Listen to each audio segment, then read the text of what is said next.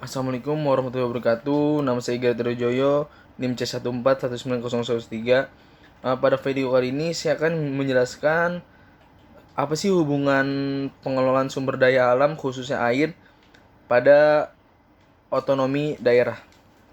Sebagaimana sumber daya alam pada umumnya, sumber daya air merupakan model dasar pembangunan nasional dengan fungsi sosial, fungsi lingkungan hidup, dan fungsi ekonomi yang harus dapat berjalan secara selaras agar pemanfaatannya ini dapat berkelanjutan. Pada dasarnya, pembangunan yang berkelanjutan merupakan ambang batas dari suatu strategi pembangunan pada laju pemanfaatan ekosistem alamiah serta sumber daya alam yang ada di dalamnya. Pembangunan berkelanjutan yang berwawasan lingkungan hidup merupakan salah satu langkah yang diambil dalam upaya mendayagunakan sumber daya alam untuk memajukan kesejahteraan umum seperti yang diamankan dalam Pancasila dan UUD tahun 1945.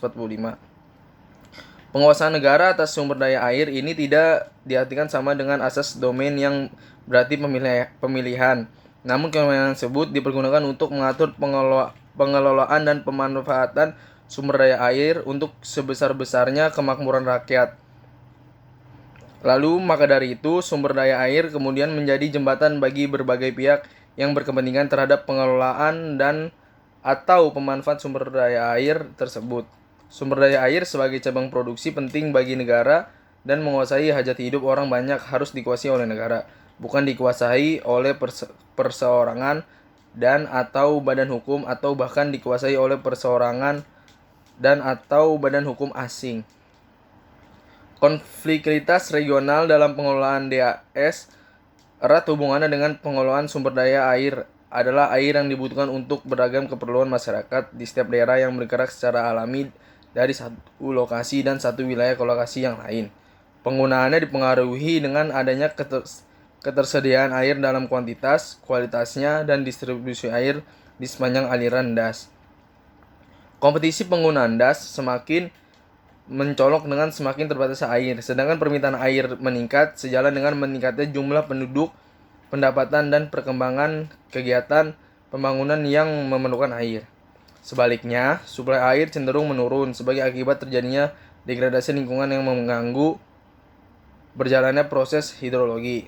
Masalah pengelolaan DAS dalam hubungannya dengan otonomi daerah tidak dapat diletakkan dalam perspektif perbedaan antara batas ekologis DAS dengan batas administrasi daerah otonom secara kaku. Namun, DAS dipandang sebagai suatu kesatuan bioregio dan terdiri dari beberapa daerah otonom yang secara ekologis dan ekonomis berkaitan. Sedangkan wilayah DAS sebagai bioregion harus dipahami secara holistik dan komprehensif, di mana DAS sebagai bioregio berkaitan dengan adanya komponen dalam DAS secara spasial atau ruang, fungsional, dan temporal atau waktu. Sedangkan adanya perubahan salah satu dari bagian ini akan mempengaruhi bagian lainnya yang berdampak pada kawasan itu sendiri dan di luar kawasan tersebut. Sebagaimana diberikan contoh mengenai rusaknya hutan di bagian hulu akan menimbulkan banjir, erosi, sedimentasi, dan penurunan kualitas air di bagian hilirnya.